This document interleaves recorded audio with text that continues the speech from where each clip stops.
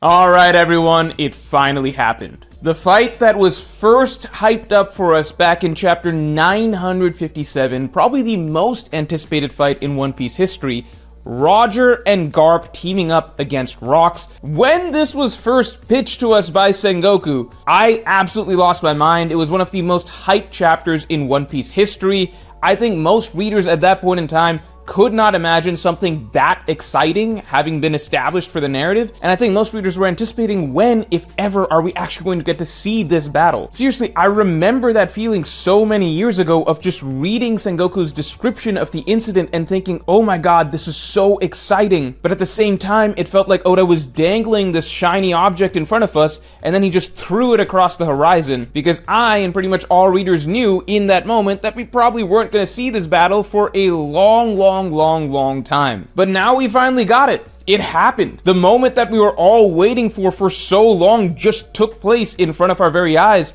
and I definitely feel like it lived up to expectations. I actually have a whole video coming this Tuesday delving into the fight, breaking down everything that I think Oda did so well. Did it live up to the hype? Did it live up to everyone's expectations? I have a lot to say about this one, so wait for next Tuesday's video, but I am of course going to talk about the fight somewhat today. But first, let's take care of some small business things. The bosses are here. This month you can get our brand new collection, the Boss Poster Collection. 15 dynamically illustrated One Piece villains, 15 hidden iconic moments. Get Cunning Crocodile with a hidden Straw Hat Alabasta send-off. Get Vicious Rob Lucci with a hidden Jet Gatling. Or Yonko Blackbeard with a hidden Crossroads of Fate. And many more. And this month, you can buy 2 posters and get any 2 posters free with the deal auto-applied at checkout. And here is the big news. If you get the buy 2 get 2 free deal, you also get a 3rd free bonus exclusive poster where you get to choose either Emu or Rocks.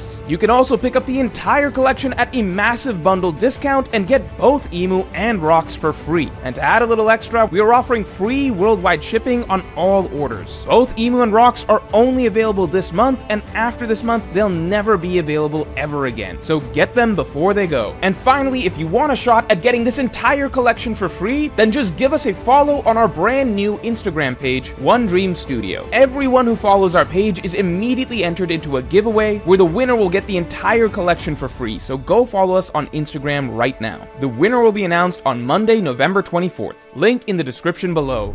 So, the disbanding of the Rocks Pirates. Whitebeard, Kaido, and Big Mom, I like the fact that Oda did establish basically the groundwork, the foundation for the paths that they would begin to go down. Kaido and Big Mom, we see basically the starting point of their long-term rivalry, but we can also see how their dynamic, based on the past events of the flashback, was able to be mended over the course of the Wano arc, and they were able to enter into an alliance yet again. In general, I think that this flashback did a lot for Kaido and Big Mom, at least for me personally, to make those two characters a lot more likable. And again, I think one of the best things Oda did was find a way to make it feel like, depending on who you favor, you could see how Kaido felt like he was right in this situation, and how Big Mom might feel that she's right in this situation. On Whitebeard's side of things, I think it is frankly kind of ridiculous that we met this dude named Polo, who is Marco's father, and that's basically how Whitebeard's crew kind of starts to get going. I personally feel like we are now straying into the Kishimoto Naruto territory, where you can kind of sort of just get to a point where you're overdoing it, with every generation almost feeling like a carbon copy of everybody in the next generation. Because the Polo design, and us knowing what Marco looks like now, it's just like, does everyone and their descendants need to really be doppelgangers? Because look, I like even seeing the Roger and Garp parallels to Ace and Luffy this chapter, but I do feel like those parallels begin to lose some weight when they're so widespread and common, and especially when it turns into just copy-pasting character designs. I also feel like with Whitebeard's whole thing of him basically turning into this gigantic father figure who takes in all the lost children, the lost sons of the sea, I'm surprised that his story didn't begin with Marco being one of his first sons that he took in. I presume that that happens later on. Maybe something bad happens to Polo dies, and then Whitebeard has to take his son Marco in. But I just feel like Marco, having been some sort of orphan at God Valley, would have been a great opportunity to get that sort of path for Whitebeard rolling, instead of this awkward sort of just like, well, I'm Polo, I'm this new guy, Whitebeard just come sail with me, and Whitebeard's like, whatever, and things go from there, is what we can assume. The other Rocks pirates in general, Shiki, Ganzui, Captain John, all going, doing their own thing. It's, I think it's interesting that we can kind of see the start of everyone's Emperor careers here between Whitebeard, Kaido, and Big Mom. With Shiki, you could also say that because he built this gigantic fleet later on in this era, a fleet that's actually bigger than both Whitebeard and Roger's fleets, their crews, ever became. Based on the Battle of Edwharf, Shiki actually had the most powerful pirate crew and fleet of this era by the time everything was said and done. So with Shiki, you could say that maybe the money and the treasure that he accumulated from God Valley was basically like the foundation stone for him to start building this gigantic fleet that none of the other great pirates could really compete with. So in that sense, if you kind of consider Shiki to be an emperor that went down too soon, then really we saw the start here of Whitebeard's empire, Kaido, Big Mom, and Shiki's. So I like that, but I still feel like maybe too much time was spent on Shiki, Ganzui, Captain John, their side stuff, while all the crazy cool stuff like everybody fighting against Imu was going on, or Roger and Garp's fight against Rocks. So it's tricky because Oda always has to balance the insane number of side characters that he adds to every storyline with the actual main events that readers want to see. But at the same time, once Oda does set up these side characters and their little ongoing storylines, it's like, well, now Oda's committed, he does actually have to show how those things tie up, so he does have to cut away from the main events to show what happens. Because case in point, I left reading this chapter with one question in my mind, which is, where's Garling? Where's Sommers? What happened to them? You know, is Garling still cut up? Was he able to recover? Was he taken on board one of the escape ships? Because Uranus is about to nuke the island, so they have to have gotten away somehow, right? So as you can see, it's a tricky situation where it's kind of like, okay, well, when Oda's taking away screen time to showcase these, like, random things that Shiki, Ganzui, Captain John, and such are doing that just don't feel that important or interesting in the grand scheme of things, it's like, well, this is wasted panel time. But then at the same time, when Oda doesn't show us the outcome of these sort of smaller side character storylines, then it can lead to things feeling like, well, that's a loose end that hasn't been tied up yet, so Oda, you need to show us what happened with these side characters. Can you tie up that loose end? So it can kind of become like a lose-lose situation. I think that's just naturally what happens when a story becomes flooded with too many characters and too many little subplots.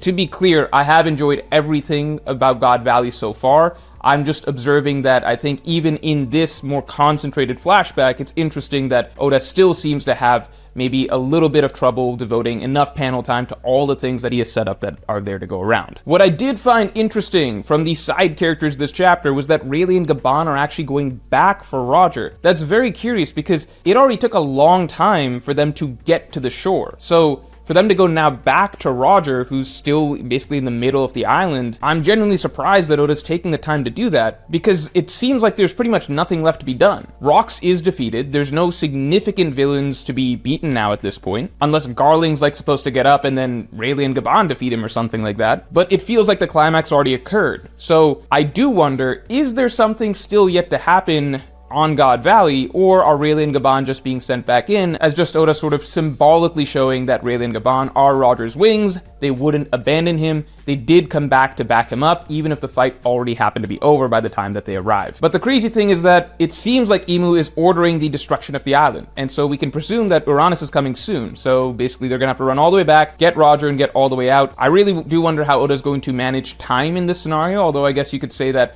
Uranus needs to fly all the way over from Marijua, so that in itself will take some time, and it would make sense how the Roger Pirates and Garp managed to get away in the meantime. Now, as for the fight itself, I thought that this fight was really cool. Oda just went crazy with all of the Haki lightning streaks. Pretty much every single attack, it felt like, was causing some huge Haki explosion that just covered the island. And big shouts to one of my favorite moments from this chapter, which was Dami reversing Rocks doing a solo sky split with just his own Conqueror's Haki release. We have never seen that before, so I feel like this is Oda just basically establishing, like, yeah, this guy right now is going beyond anything that we've had so far in One Piece, outside of, I guess, Joy Boy and I guess technically Imu. And while this fight was very epic, I also love the fact that it wasn't a straightforward, just triumphant victory for Garp and Roger. This was a complex situation. It was a very emotionally complex situation. Every single character in this battle did not actually want to fight. They were all deeply pained to be in this situation. I enjoyed the dialogue between Roger and Garp reflecting that. I also enjoyed them just talking a little bit more about how Haki works and what they're trying to do. And the final team combo was really cool, with both of them basically having little references to their future descendants, with Garp's attack basically being a lot like one of Luffy's classic Gatling punches, and Roger's attack referencing Ace. And I feel like Roger's attack looked really cool to me visually because it kind of reminded me of one of like Demon Slayer's sort of breathing style attacks, if you know that series. So I love the fight, love the finale. I can only help but feel like I wish that we could have had a bit more space to see the fight play out this chapter, but we got close to a full chapter of it, about a half chapter of Roger and Garp versus Rocks. Considering it's a flashback, that's pretty damn good. And if this chapter was action, well then next chapter is probably set to be an extremely emotionally powerful chapter, because we should be getting a final send-off for Rocks if this is in fact his death. Oda loves doing death scenes. He will do death scenes even when he's not even planning on actually killing the character. So I fully expect next chapter to be a sort of tragic final moments of Rocks. We may even get a little bit of a flashback to his childhood, because we actually don't really know where Rocks' path and his motivations and everything like that started. We just basically saw the beginning of his story kicking off with him throwing down the gauntlet with Imu. So what led him to that point? I wonder if we're going to get some of that, and I imagine it will feel very tragic. We probably will see some more of his relationship with Eris. So I'm basically expecting a little bit of a flashback within a flashback next chapter. Most One Piece backstories end with some level of tragedy, and obviously Rocks is the tragedy that we were all building up to here. And finally, I have a message from the Voice of the People, my top tier of patrons. So Dice and Lorenzo Linares both had similar commentary. Dice said that the fact that all three of our future emperors just walked off comes across as Oda not knowing how to handle their fallout, or just really wanting the epic showdown of Rocks versus Roger and Garp. The whole thing felt forced just to get to the 2v1, feels especially out of character for Whitebeard. Lorenzo Linares said that the betrayal that made Rocks be like, all pirates will always betray you, being the result of Dami reversing Rocks, attacking him is dumb. It could have been better if he was involved in the situation where Gonzui betrayed Captain John and Shiki for the gold. So I do feel that. I do feel like it was kind of weird how all these pirates showed up to back Rocks, you know, like the three Yonko came to back Rocks against Imu himself. And then what happened is basically Imu pierces Rocks, holds Rocks up in front of everybody, has an extended, long monologue about what he is about to do to Rocks, which is that he is going to turn him into a puppet. Then he has Rocks literally physically transform. I think it would be easier to suspend our disbelief and imagine that Kaido, Whitebeard, Big Mom couldn't comprehend what's happening if Rocks didn't transform. But Rocks did transform. He literally became a lot bigger, he grew fangs, he grew gigantic demonic wings. While you could make the argument that it all happened so fast, it really didn't. They had a lot of time to watch Rocks, listen to what Imu was saying, see Rocks' whole transformation, and they all had their individual commentary about what Rocks is doing, and they saw him begin to act extremely out of character one after another. So it is a little silly for them to come away from this whole thing feeling so deeply betrayed by Rocks, and all of them basically taking a hit from them and just like dispersing after that. However, I will say this.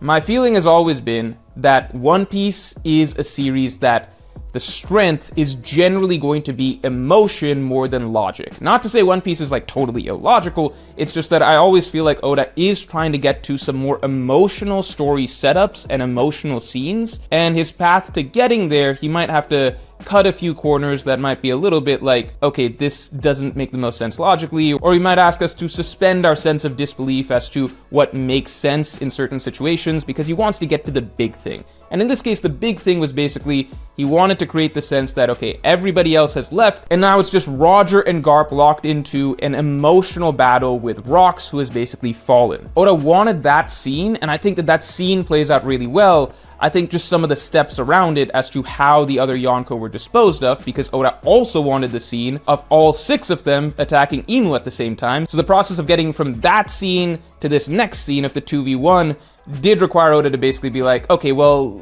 now this transformation happens and everything like that, but the 3 Yonko characters, they just don't really get what happens and then they leave. So the bridge can feel a little bit like, okay, we kind of just gotta roll with it. And I think lots of times in the story, Oda asks us to basically just roll with something because he's building to something that's really, really good. And in this scenario, I'm cool with kind of just rolling with it and being like, okay, I agree it's kind of silly how that happened. If there was more time, I'm sure Oda would have fleshed out that situation more, but Oda only has so much time, or he only allocates so much time to get through certain beats of the story. It is what it is. I love the fight, and I love the emotions that came out of this fight. I'm kind of just going to ignore the whole Kaido being so deeply traumatized by how pirates will betray you thing, because it's just like, I can even go back in Wano and just kind of ignore that line, because I'm like, that line doesn't even matter in Wano. It actually leads to nothing in Wano for him. It's just like this weird offhand line that he says that seems like it's really important, but in actuality has no role in the plot there, and has a very silly basis of origin based on what we saw in God Valley here. So I'm just gonna ignore that stuff and just enjoy the chapter for what it was. I still think the chapter was a 10 out of 10, and I'm really looking forward to the next chapter where we get Roxas flashback. Watch out for this Tuesday's video because I will be breaking down the fight in much greater detail. And with that, I will talk to you all later.